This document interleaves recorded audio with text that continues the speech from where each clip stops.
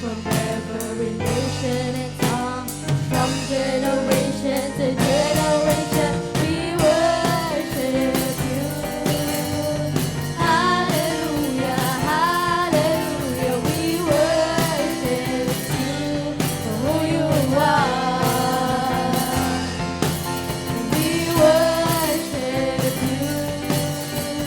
Hallelujah, hallelujah, we worship you for who you are.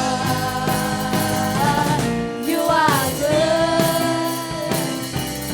Tunay na Lord ay good sa buhay natin. Lord, you are good and your mercy and true and forever. Lord, you are good. Lord, you are good and your mercy and true and forever. People from every nation and tongue, from generation to generation, we worship you. Hallelujah, hallelujah, hallelujah, we worship you for who you are. So we worship you, we worship you. Hallelujah, hallelujah, we worship you for who you are. You are good. Yes, you are, yes, you are, yes, you are. So good, so good. Yes, you are, yes, you are, yes, you are. 'Cause you are good all the time, and all the time. You are good, yes, you are good all the time, and all the time. You are good, 'cause you are good all the time, and all the time. You are good, yes, you are good all the time, and all the time. You are good. People from every nation and tongue, from generation to generation, we worship you. Hallelujah, hallelujah, hallelujah, we worship you for who you are. So we worship you. Hallelujah, hallelujah, hallelujah, we worship you for who you are. For who you are. For who you are. You are good. Hallelujah. Patuloy natin na purihin ang ating Panginoon sa lugar na to. Truly, your grace is enough for us, Panginoon. Great is your faithfulness, O God. You wrestle with the sinner's heart. You lead us by still waters into mercy, and nothing can keep us apart. So remember your people, remember your children, remember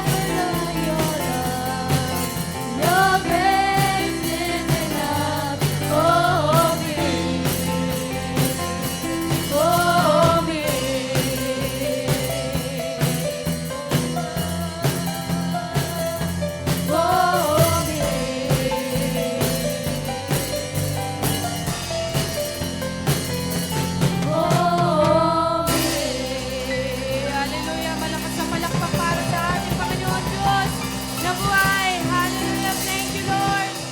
Thank you, Jesus! Let's continue to worship.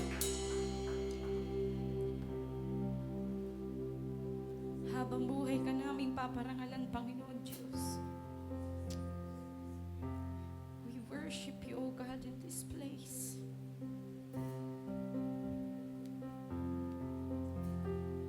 A thousand hallelujahs, Panginoon Diyos. Yes, Jesus. Hallelujah. Let's continue to worship. Let's feel the presence of the Lord.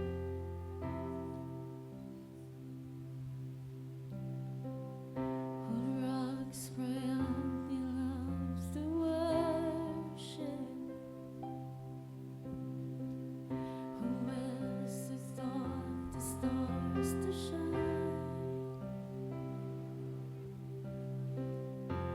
Perhaps creation longs to have the words to sing.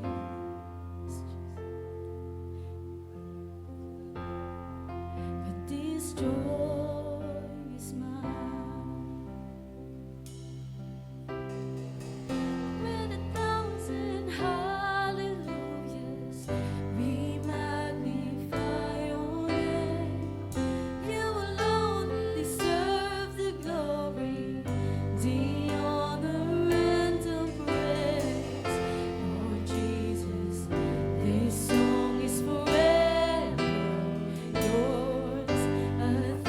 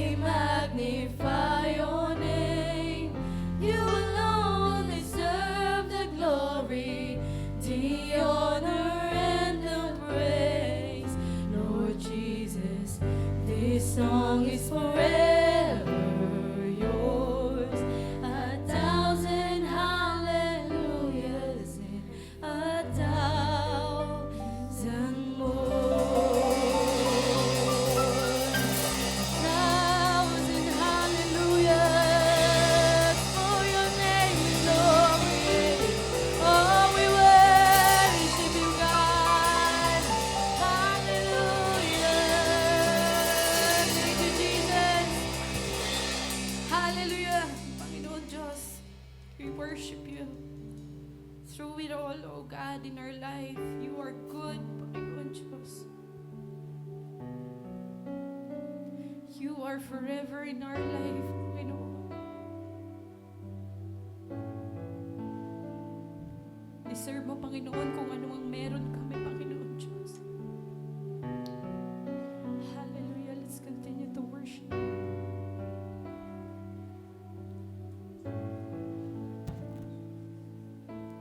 You are forever in my life.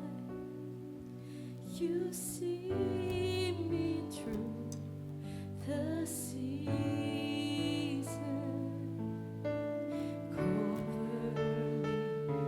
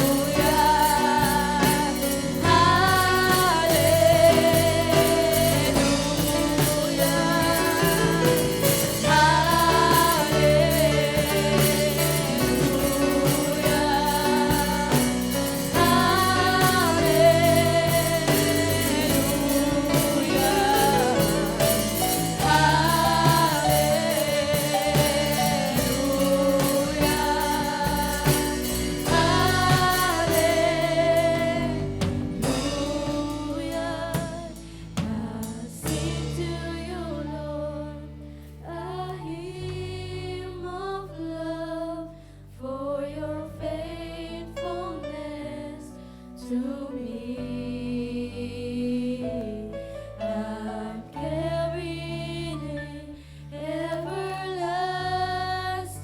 arms. You never let me go. Through it all, You never let us go. you never let me go. Through it all,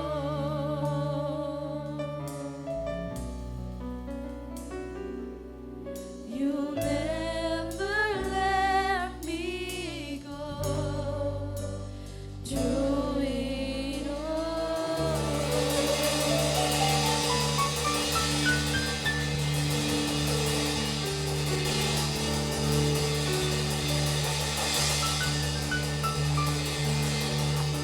Patuloy po nating sambahin ang ating Panginoong Diyos. Dakilang Ama, dakila at banal. Tunay nga, Lord, nagpapasalamat po kami sa iyo ngayong umagang ito, Panginoon. Dahil dinako mo, Panginoon, ang bawat isa sa lugar na ito, Lord. Tunay nga, Ama, ikaw po yung unang nagmahal sa amin, Panginoon. Kaya wala po kaming maibibigay, Panginoon, kundi yung pagmamahal na naaayon lamang sa iyo, Lord God. Lord, maraming salamat po sa iyong pag-iingat, sa iyong mga ginagawang mabuti sa buhay ng bawat isa sa amin.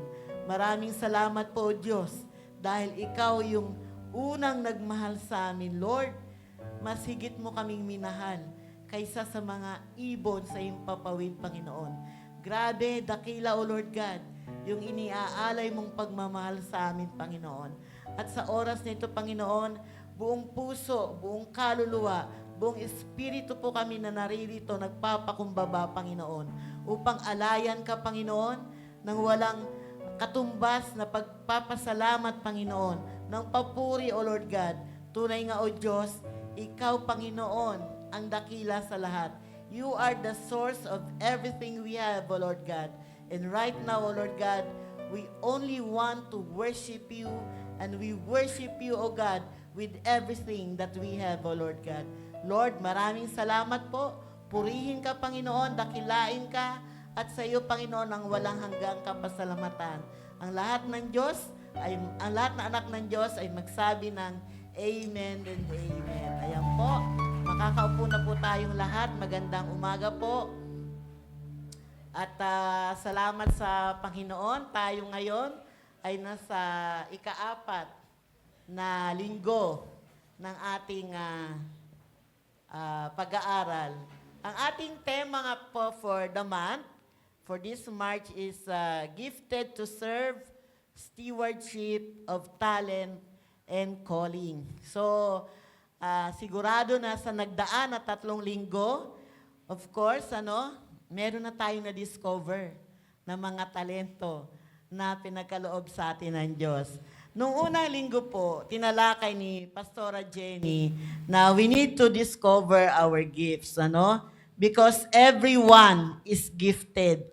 Hindi ka po nakaupo dyan dahil wala lang, pero let us, according to the grace of God, consider ourselves that we are gifted. So, nung pangalawang linggo, itinuro naman po sa atin ni Pastor Dong, that using the gift that God has given to us. So everyone was given something, and therefore contributes to the body of Christ through their talents and skills. At nung nakaraang linggo, in-enlighten po tayo ni Sister Chihiro na ang ating vocation as a ministry, na yung ating work ay hindi lang basta trabaho, kundi it is our ministry. A reminder that whatever we do, we can worship God. At lahat po tayo ay tinawag ng Panginoon, hindi lamang para maging successful, kundi maging faithful.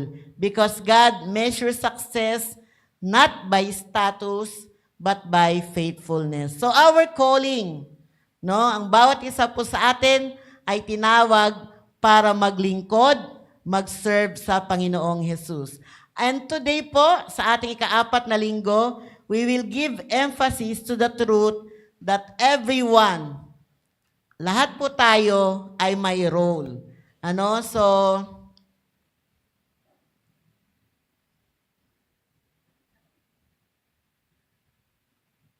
ayan. So, ito po ang ating topic for today, that everyone has a role.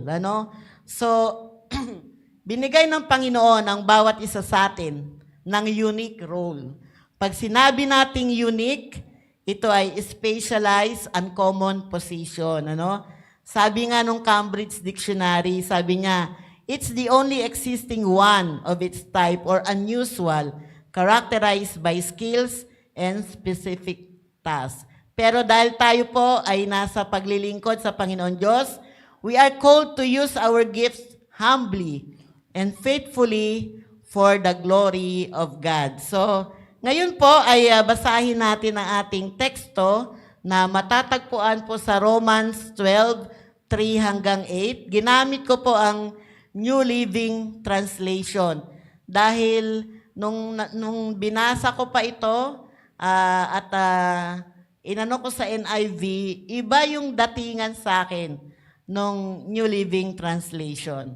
So, sabi po dito, simula po tayo sa verse 3, because of the privilege and authority God has given me, I give each of you this warning. So sinasabi ni Paul na because of the grace God has given him, binibigyan niya po tayo ng warning.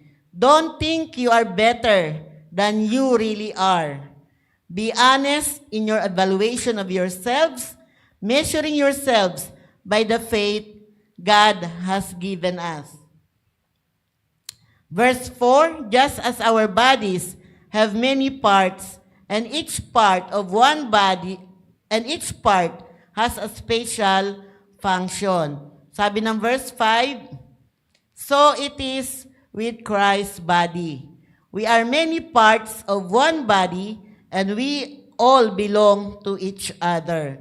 Sabi po ng verse 6, in His grace, God has given us different gifts for doing certain things well.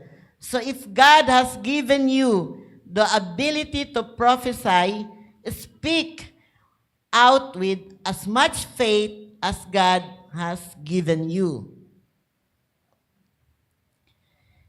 If your gift is serving others, serve them well. If you are a teacher, teach well. Sabi ng verse 8, if your gift is to encourage others, be encouraging. If it is giving, give generously. If God has given you leadership ability, take the responsibility seriously. And if you have a gift for showing kindness to others, do it gladly. So, nung binabasa ko to, talagang sabi ko, wow, Lord, ibang level or ibang klase yung binibigay mong emphasis. Pag ikaw ay Kristiyano, na alam mo na ikaw ay gagamitin ng Lord o ginagamit ka ng Lord sa iba-ibang ministeryo. So, when we are given or a task, a job is being assigned to us, it is our responsibility to remember 4 things. At ngayon po, pupunta po tayo sa 4 na key point. So, number 1, a call to humility. So, ito po yung ating unang key point, a call to humility. Sabi po ng verse 3, sa ating teksto, sabi niya doon ni Paul, don't think you are better than you are. Sabi niya doon, hindi siya nagsimula na sabihin ko ano yung mga gifts, pero nagsimula siya by talking about attitude. Kasi pag ikaw ay may katungkulan, pag may binibigay ang Panginoon, napakahalaga ng character. Napakahalaga ng attitude. Hindi yan porque matalino ka, marami kang alam, marami kang koneksyon, pero kung hindi tama yung puso mo dun sa binibigay, sa pinapagawa ng Panginoon sa'yo, ano ang mangyayari? Magkakaroon ka ngayon ng pride. No? So sabi doon, don't think you are better than you really are. So it is a warning, no? It is a warning against pride, yung kayabangan, nagmamalaki ka. It is a warning against self-centeredness. Maramot, pag sinabi nating self-centered, maramot, sakim, makasarili. Or, it is a warning against self-absorption. Yung sobra mo namang pagmamahal sa sarili mo. No? So, tayong lahat ay naapektuhan ng mga ganito because of the influence ng kasalanan na meron tayo. Paul urges us to evaluate ourselves honestly. Pag naman tayo ay in-overestimate natin yung sarili natin, pwede tayong gumawa ng mga gawain na hindi naman tayo equipped. We are not fully equipped. Ibig sabihin, hindi ka para doon. Pwede kasing maibigay sa yung trabaho at since ino-overestimate niyo sarili mo, ako na po yan. Ako na po gagawa dyan. Pero pag nandun ka na sa kalagayan na yun, hala, paano nga ba ito gagawin? Paano ba ito sisimulan? No? So, marami ring dahilan na pwedeng ayaw natin na may mga ibang tao na mag-minister sa atin. Ano? Nagiging desperado tayo na nilalagay natin yung sarili natin dun sa lugar na akala mo sobra yung pagpapahalaga mo sa sarili mo at hindi mo maintindihan kung ano ba talaga yung dapat mong gawin. So, importante na tanggapin natin kung sino tayo sa Panginoong Diyos at maintindihan natin na ano ba sobra yung pagmamahal ng Diyos sa atin dahil tinanggap niya tayo bilang sino tayo or ano tayo. We should honestly accept God who made us and gifted us. Ano? So, sabi ng ating dito, before we can serve effectively, we must see ourselves rightly. So, sa paglilingkod, para lalo kang maging effective, dapat nakikita mo talaga yung sarili mo na nasa tama ka. Ang pride, sinisira niya yung paglilingkod. Ano? So, it makes us compare, compete, and complain. Dahil pagka mayabang ka, mapagmalaki ka, marami ka ngayong sasabihin. Kinukumpara mo yung sarili mo. In which, ito yung nagiging, parang nagiging sakit ng ibang ministry. Ay, dapat doon ako sa music. Magaling kaya akong kumanta. Ano? Pero minsan yung kanta, hindi bagay. Ano? Marunong kaya ako mag-gitara. Kaya kong mag-drum. Kaya kong gumawa lahat niyan. Pero, hindi ka para doon Dahil, magkakaroon ka ng feeling of competition doon sa nakikita mo. Magkakaroon ka ng mga reklamo, nagko-complain ka na laging, parang kumbaga sa isang basket na puno ng prutas, parang ikaw lagi yung sentro ng negativity. Merong negative lagi sa'yo. Para bang hindi na pwedeng, o kaya sa cell group, hindi na ba pwedeng ang mag-usap-usap ang lahat ng maayos, nagte-testimony, nagsisharing, tapos ikaw, eto ka, may negative na lagi kang sinasabi. Sabi dito, humility lets us cooperate. Yung pagpapakumbaba, yung pagkakaroon mo ng mababang loob, No, dahil pag ikaw ay humble, automatic yon. Makikinig ka muna. Magkakaroon ka ng listening ear. Hindi mo kailangan i-brag yung sarili mo. Hindi mo kailangan ipagmalaki o ipagyabang yung sarili mo. Ito yung accomplishment ko. Ito yung nagawa ko. Dati akong ganito. No. Sa mata ng Panginoon Diyos at sa iglesia ng Panginoon Diyos, sa ministry ng Panginoon, past is past. Hindi mo kailangan, don't brag about your past accomplishment. Ika nga. You need the more that you are given. A role, a job, a task, a responsibility. The more that you are being elevated or promoted to a certain position, the more that we should be humble. Because it will only depend, we will only depend on the power of God na sa loob-loob mo, Lord, parang kaya ko bang gawin yon, yung binibigay mo? Kaya ko ba yon? No, pero because of the humility of the humble spirit that is in you, you will only fully trust in the power and mercy of God, the grace of God. So, paano ba? No, how does humility function? Number one, humility recognizes that all we have is grace. Sabi nga ni Paul dun sa kanyang first statement, by the grace God given me. No? So, kahit siya, yung authority niya as an apostle is a gift. So, whatever you have right now, God develop you into something para pagdating na araw, gagamitin ka niya, no, sa kanyang ubasan. Hindi tayo nakaupo dyan, hindi ka nakaupo dyan para umupo lang, makinig. Kundi the more that you dig deeper in your relationship with God, in the love of God, the more that God will put in your heart, in your heartbeat, something na, Lord, parang may pinagagawa ka sa akin. Parang ang purpose ko po, Lord, ay kailangan ma-discover ko. No?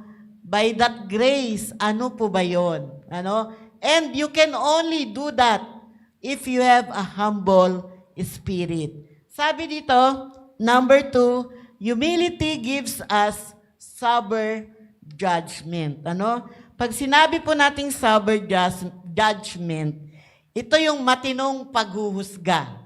No? Meaning, meron kang realistic, humble, and balanced self-assessment, viewing yourself from God's perspective rather than through pride or false humility. Pag sinabi nating false humility, ito yung paimbabaw na pagpapakumbaba. No, hindi talagang totoong humble ka, kundi madidistinguish naman natin yung false humility. So, sobra yung pagpapanggap mo na sasabi mo hindi ka magaling or minamalit mo yung sarili mo para ano? Para lang makakuha ka ng atensyon or papuri doon sa ibang tao. So, we don't underestimate ourselves. No, hindi natin minamaliit yung sarili natin, but we don't exaggerate also. No, so hindi natin ibinababa, hindi rin natin itinataas. We only see ourselves honestly in light of God's calling. So ang tanong, how do you see yourself in God's kingdom? Sige po. Evaluate po natin yung ating mga sarili. Are you indispensable? Ikaw ba yung tipo ng taong kailangan-kailangan? Or as a necessary, hindi ka kailangan? Alam nyo sa corporate world, madalas mong maririnig yung sinasabing, no one or nobody is indispensable. No? Lagi po yung parang yung tao, dahil alam niyang siya lang yung pwede makakapag-desisyon o makakagawa ng ganito, sasabihin niya, ay, hindi ako pwedeng alisin ng aking empleyado. Tama? Ng aking amo. No? Laging sinasabi. Pero, pag ikaw ang may-ari ng isang kumpanya, aba, no one or nobody is indispensable. Kaya, ikaw ba yung feeling mo sa sarili mo? Kahit gumawa ako ng ganito, ako ay tawag dito, ma-discipline, hindi naman ako pwedeng alisin eh. Kasi kailangan ako. Or tipo mo, ay, hindi na ako sasama dyan. Ayoko na mag-cell leader. Ayoko umati ng cell group. Hindi naman ako kailangan eh. Okay lang ako na nandito. Sasama. Pero ayoko ngang i-open yung bahay namin. No, para mag-Bible study. Marami na dyan eh. Marami na namang iba. So, ikaw ba yung kailangan? Or hindi ka kailangan? Paano mo nakikita yung sarili mo pag ikaw ay nasa iglesia ng Panginoon Diyos?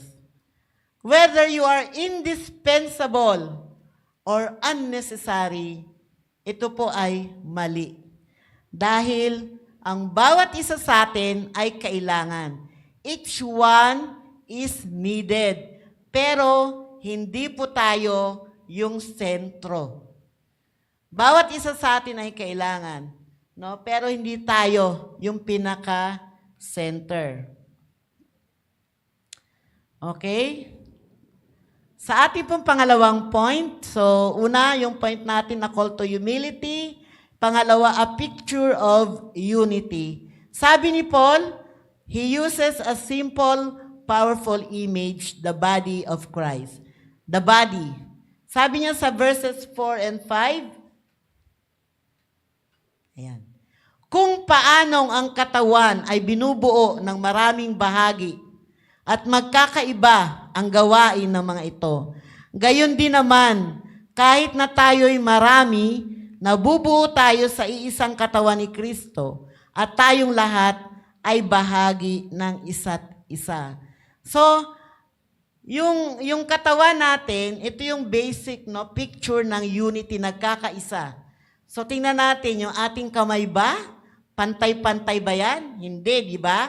Pero kailangan ng isa, ang bawat isa. Kahit sila ganito, kahit maliit yung kamay ko, mahaba yung mga kamay nyo. May kanya-kanyang function yan. May kanya-kanyang ginagalawan yan sa katawan ng isang tao. Hindi pwedeng sabihin ng kamay na, hindi ko kailangan yung paa. Hindi pwedeng sabihin ng kamay, oy, on top ako, nasa ibaba ka. So, syempre, ako ang priority or kumbaga iba yung iba yung magagawa ko kaysa sa magagawa mo. No. We are in one body. Iisa ang katawan natin. Iba, kahit sabihin mong ako ay healthy, ako ay sexy, ikaw ay slim, ikaw ay tall, no? So, iba-iba pa rin ang function natin, ang bahagi natin. So, sabi dito, nabubuo tayo sa iisang katawan ni Kristo at tayong lahat ay bahagi ng isa't isa. Hindi mo pwedeng sabihin na, ay, sina pastor na yan. Sina pastora na ang gagawa niyan. Kasi sila naman talaga yung inatasan ng Diyos. Ako ay member, ako ay nandito. Kaya na yan ni na pastor. Kaya na yan ni sa leader. No? Kaya na yun ng aming ministry head. Kanila na yan. No? Pero, when God called you, are you available? Pwede mo bang sabihin na, yung aking pong paapila, yung aking pong ay hindi po makakahakbang, hindi po makakaakyat ng 3rd floor. Kaya dito na lang po ako sa ibaba. O kaya, mag-o-online na lang po ako. Pardon me for the online watchers. So kumbaga, ang kaya nating gawin. Ano-ano ang function ng ating body? Now, di ba? Basic, kahit normal life, ang ating katawan na ito ay kailangan ang bawat isang bahagi. Same with the church. Huwag mo sabing nakaupo ka, may nag-worship dito, may gumagawa ng ating nasa creative team, nasa editorial team, pero lahat tayo ay bahagi. Hindi mabubuo ang isang iglesia nang wala ang bawat isa. Remember, that church, that iglesia ay tayo. Tayo yun. Hindi siya building. Okay? So, ang church, hindi siya crowd. Hindi siya, sasabihin natin, parang maraming tao. It's a living organism. Now, when we say organism, buhay siya. They are composed of cells. And they can reproduce and propagate its kind. Nakakatuwa, naalala ko lang, huwag namang ni Pastora Kat.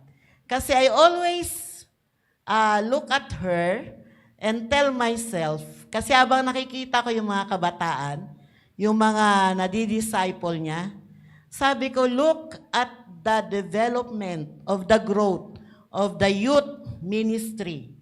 Because one person stood, na-develop niya, nag-propagate siya ng sarili niya. Kaya pag tiningnan mo yung bawat isa, alam mong iisa, parang iisa yung root na pinanggagalingan nila. Because they all have the same quality. Kaya puri ng Panginoon sa buhay ni Pastora Kat at patapakan po natin ang ating Panginoon Diyos. So tayo ay hindi lang crowd dito. Hindi lang tayo nagpaparami sa ating iglesia, sa ating building. Hindi tayong tipong nagpaparami lang, pampadami lang. We are a living organism. At bawat isa, sabi dito, ay kakaiba. Pero dependent sa bawat isa. Each part is different but dependent on the others. Kailangan natin ang bawat isa, ika nga. Each member belongs to all the others. Pwedeng sabihin mong, ay ako senior citizen, hindi na ako pwede dyan sumali sa mga youth. No. Hindi na ako pwedeng sumali sa children. No. Ako ay kabataan. Young people ako. Hindi ko naman alam ang affairs ng mga senior eh. Ang pinag-uusapan nila sakit-sakit, gamot-gamot, kung paano sila they're just enjoying life. No. We all belong to each other. Kaya nga, in other words, we are not only on the same building, we are part of the same body, So, pag naramdaman ng isa, pag may nahihirapan, may nagdurusa, lahat tayo. Nararamdaman natin yon, di ba? Pag merong, sabihin natin ang isang kapatid ay nasa ospital at may pinagdadaanan siyang matinding-matindi, ano ang ginagawa natin? Nararamdaman natin yon. At tayo ay nananalangin para sa kanya.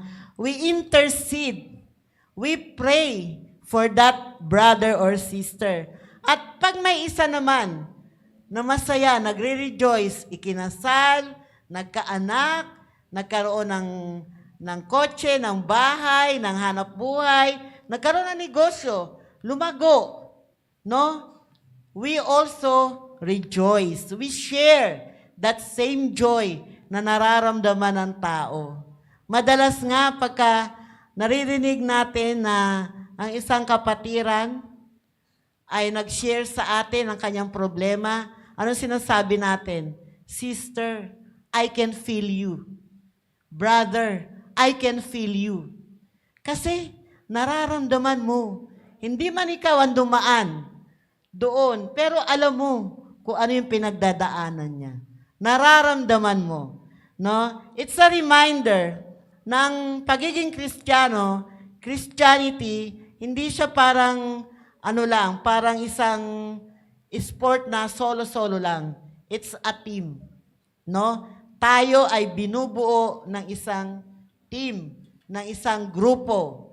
Kaya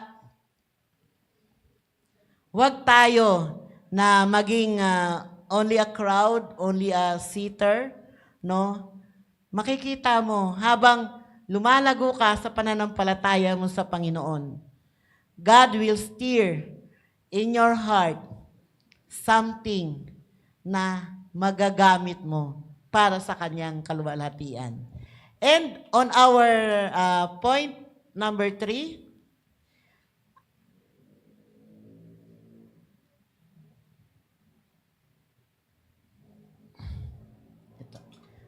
a distribution of gift, no? So yung ating point number 3.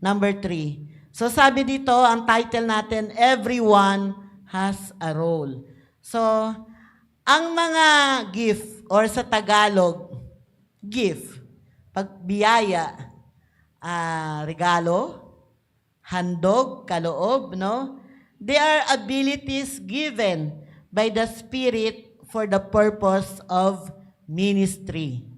No? For purpose of ministry. They are supernatural abilities above and beyond natural talent.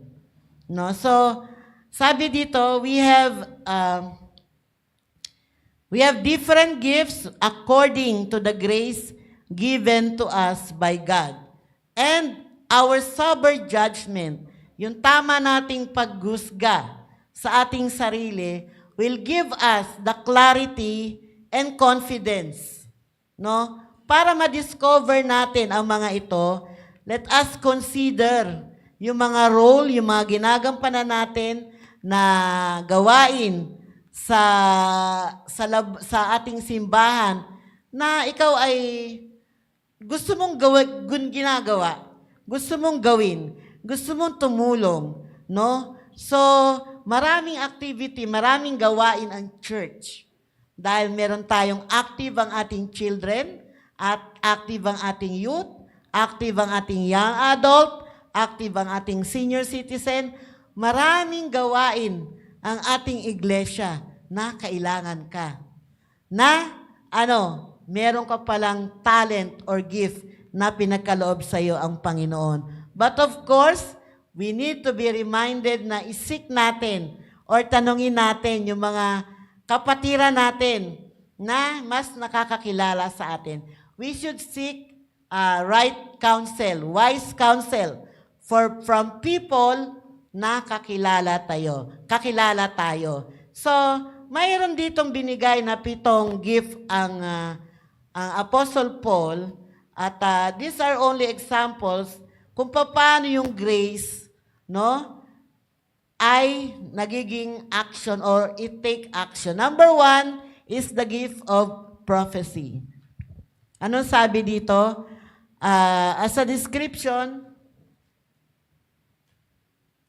prophecy is speaking God's truth boldly. No? Kahit sino pa yan, kahit gaano pa siya kataas, o kahit alam mong, di ba sa Lumang Tipan, pag nag-prophesy ang isang prophet, no? Pwedeng ang isang bansa ay masira, pwedeng ang isang leader ay bumagsak. These are words of encouraging, words of warning, words of guiding. So, pag ikaw ay nakakarinig ng prophetic word, pakikinggan mong maigi. No? Because pwedeng ang Panginoon Diyos ay may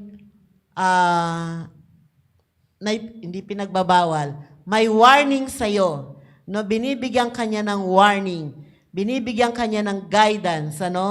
At minsan nga, pagka tayo ay talagang may mga plano tayo na say we have long trip, we want to travel, we want to habang lumalapit na yun dun sa oras na yon, parang yung plano mo nasisira. Kasi bakit? Hindi siya matuloy-tuloy. Dahil meron palang ibang mangyayari na wina-warningan tayo ng Panginoon or ginaguide tayo ng Panginoon or ini-encourage tayo ng Panginoon. Madalas namin tulad nung I will just get an example nung kay Pastora Gracia at nung kay Bishop Edward. Nung habang silang dalawa ay nagpipray, biglang may pinrophesy ang Bishop Edward at tinanong niya si Pastora Gracia afterward. Sabi niya, Pastora, may pinagpipray ka po ba na kotse, na kulay puti? Kasi iaabot po sa yung susi. No, so, parang right there and there, opo, Bishop, matagal ko na pong pinagpipray yan. Na talagang yun yung desire ko, yun yung gusto ko. Pero ang sarap pakinggan when a prophet of God, when a man of God or a woman of God confirms your prayer. No, ang sarap pakinggan na, Lord, nalaala mo yung prayer ko. Nararamdaman mo yung gusto ko, nakikinig ka sa prayer ko. Number 2 gift is the gift of serving. Ito yung meeting practical needs. This is helping, organizing, and supporting. Pag may alam po tayo na activity ng church, na alam natin na we have the ability, we have the resources, we have the talent, the skill to help. So ito po yung, hindi na po kailangan maghanap ng iba, we offer ourselves, as a help. Dahil ang simbahan po natin, ang makikinabang at ito pa ginagawa natin para sa Panginoon. Number 3, teaching. The gift of teaching. Ito yung, you are explaining the Word of God. You are leading Bible studies, you are discipling, you are giving people, yung tamang katuruan na ang nakalagay o nakasulat sa salita ng Diyos. At dito, 7 nga pala ito. So number 4, the gift of encouraging. We are lifting others up. Hindi mo alam dyan sa katabi mo. Tanong mo nga yung katabi mo, okay ka ba? Hindi mo alam kung nagpunta ba sila dito? Wala ba silang nararamdaman? Wala ba silang dala-dala na problema galing ng bahay or na-encounter along the way? Or matagal na problema na ayaw man nilang isipin, pero alam nila, nandyan ang problema. So, we are lifting our brothers up. We are comforting. We are motivating. Madalas, yung discernment na tinatawag, i-emphasize sa heart mo ng Lord na ipag-pray mo tong kapatid na to. Ipag-pray mo siya. Na-meet mo siya, ipag-pray mo siya. Kasi meron siyang pinagdadaanan. At sasabihin natin, kapatid, hindi ko alam kung anong meron ka, pinagdadaanan mo, pero sabi ng Lord, ipag-pray kita. So, number 5, the gift of giving. It is sharing our resources generously. Pag sinabi mong generous, hindi ka na mag-iisip pa na, ay, pag may sobra na lang ako. Hindi. Pag narinig mo yung pangangailangan, automatic, ito po, para po to sa gawain. Ito po, kailangan po ito. So, ibibigay ko po ito.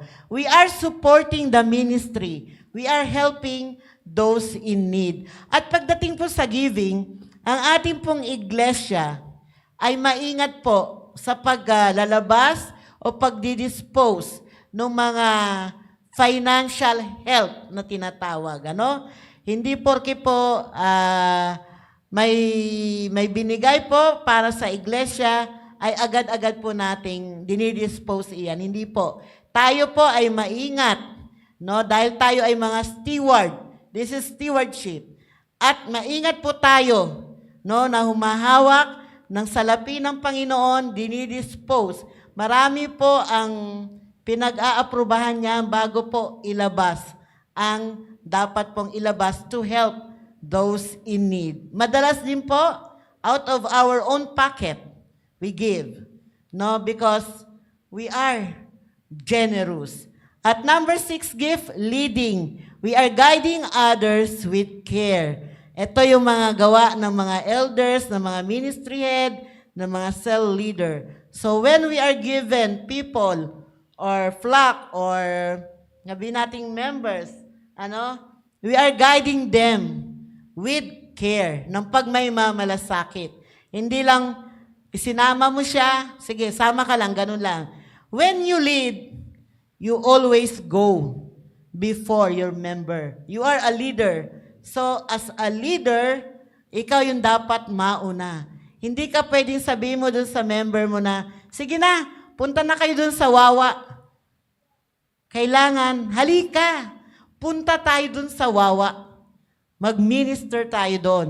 Share natin yung mga kabataan doon. Maghanap tayo ng pwede nating share ng salita ng Diyos, no? So, you are guiding people with care. And the last, showing mercy.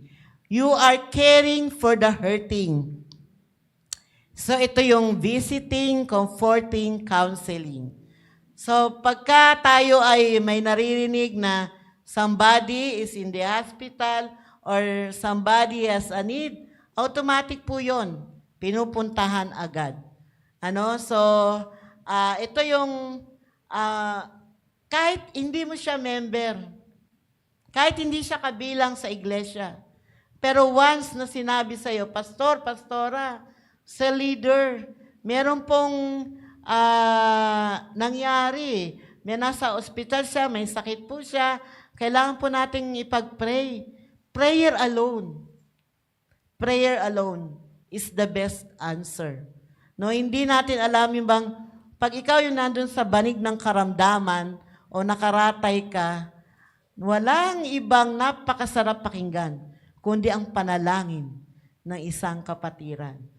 Yung may nagmamahal sa'yo, may nag-aalaga sa'yo. At dito, mapapansin natin na hindi sinabi ni Paul na mag-wish ka para dun sa gift ng iba.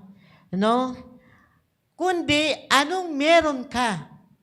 Yun ang gamitin mo. Anong meron ka ngayon? Ano ka ngayon? Yun ang gamitin mo. Yun ang i-explore mo. So, bawat isa sa atin, kumbaga sa mekaniko, di ba ang mekaniko may toolbox yan? Nalala kasi yung father ko, mechanic siya eh.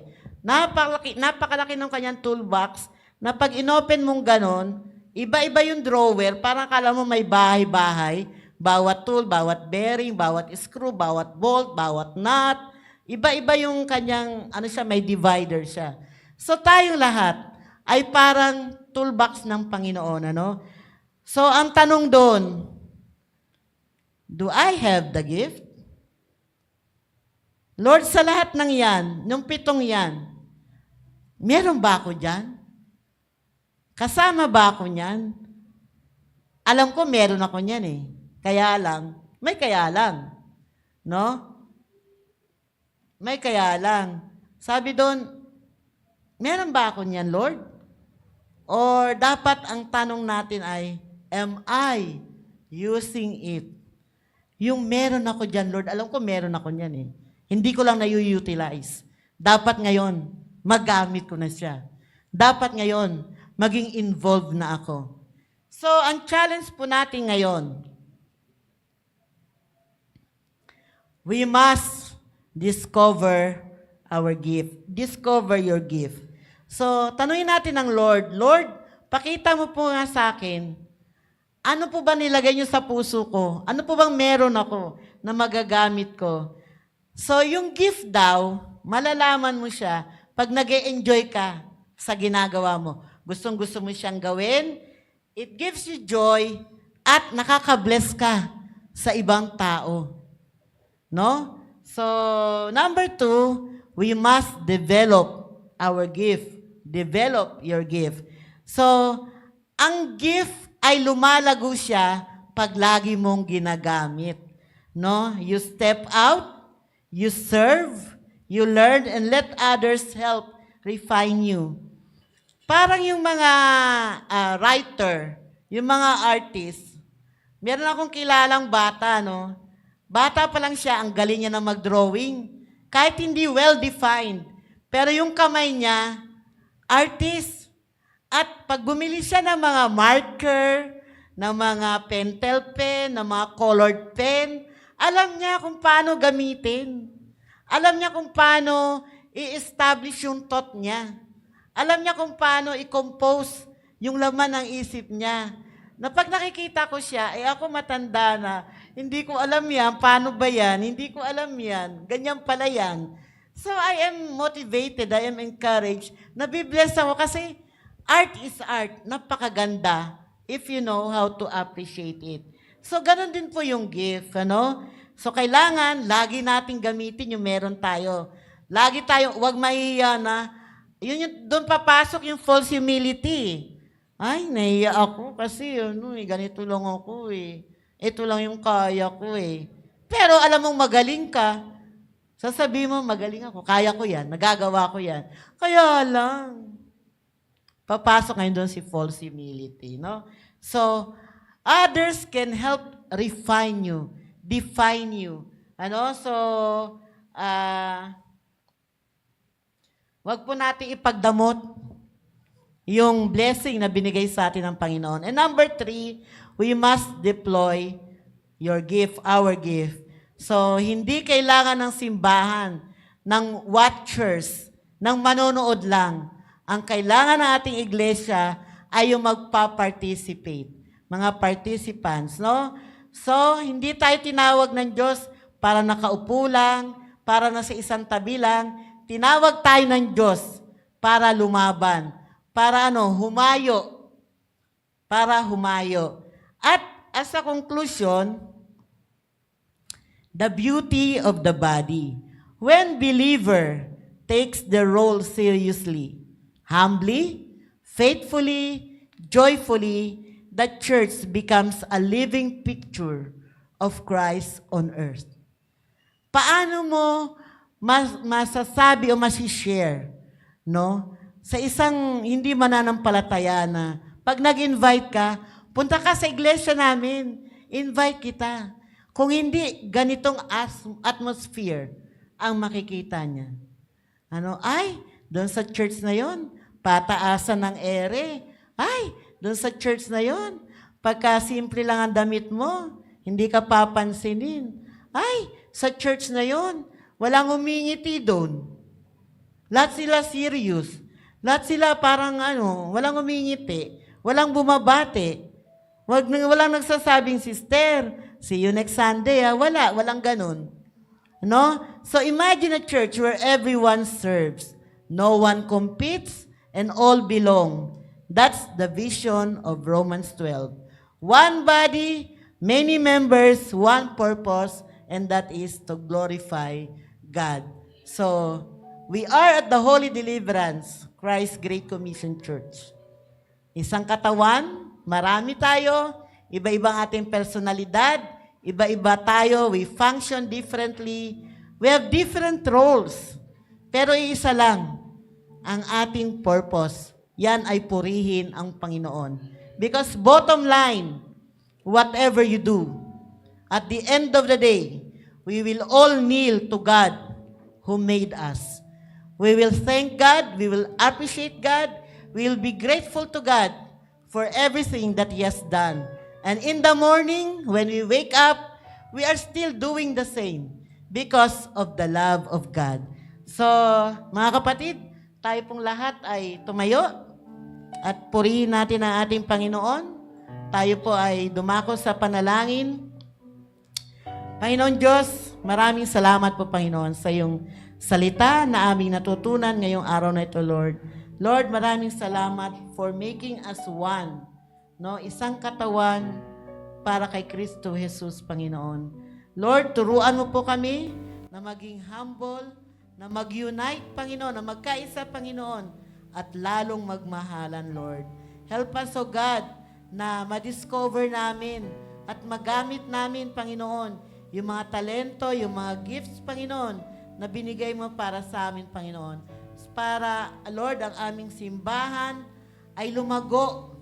No, lumago siya, Panginoon, at lalong mapuri, Panginoon, ang iyong pangalan. Lord, sa oras nito, dinadalangin ko, Panginoon, ang bawat isa, Panginoon, sa amin na naririto, Panginoon. Kung hindi pa po namin, Panginoon, alam yung mga gift namin, Lord, help us, O God. Help us, O Lord God, to discover them, Panginoon. Hindi for our own glory, hindi for our own purpose, hindi para lalo kami, Panginoon, na magkaroon ng accomplishment yung mga pangalan namin, O Lord God. But Lord, because we love you, we want to serve you, we want to honor you, O Lord God. We want to do, O God, what you have taught us, O Lord God. To do the calling, O God. To be in the field, O God. Marami po, Panginoon, yung pwedeng gapasin, but the laborers are few, O God. At Lord, naririto po kami, handa, Panginoon, na magpagamit sa iyong ubasan, Panginoon. Kaya Lord, sa mga oras na ito, Panginoon, gamitin mo po ang bawat isa, Panginoon, sa aming tahanan, sa aming trabaho, sa eskwelahan, Panginoon. Kung saan man, Panginoon, na idako mo kami, Lord, we will always be, O God, magamit namin, Panginoon, yung binigay mo sa amin, O God, na katungkulan, Panginoon. Ma-establish namin, Panginoon, sa sarili namin ang dapat naming gampanin, Panginoon, para sa ikalalago at ikaluluwalhati ng Iglesia. Panginoon Diyos, dakila at banal, ino-offer po namin, Panginoon, sa iyo ang bawat isa, ang buhay ng bawat isa. Lord, gamitin mo, Panginoon, para sa iyong kadakilaan, sa iyong kaluwalhatian, Panginoon. At maraming salamat po, O Diyos, dahil ikaw yung Diyos na patuloy na nagre-remind sa amin, Panginoon, kung paano po kami gagawi, Panginoon, kung paano po namin gagamitin at panghahawakan, Panginoon, yung binigay mo sa amin ng mga talento, Panginoon. Kung paano maging good steward, O God, even of what we have, even of ourselves, O God. That stewardship ay hindi lang po resources, hindi lang po money, Panginoon, hindi lang po time, Panginoon. Kundi, Lord, eto kami, Panginoon, maging good steward ng mga gift, ng mga regalo, ng mga biyaya na pinagkaloob mo, Panginoon, sa buhay ng bawat isa. Panginoon Diyos, maraming salamat po. Sa iyo namin binabalik lahat ng papuri at pagsamba sa tanging pangalan ni Jesus at ang lahat ay magsabi ng Amen and Amen.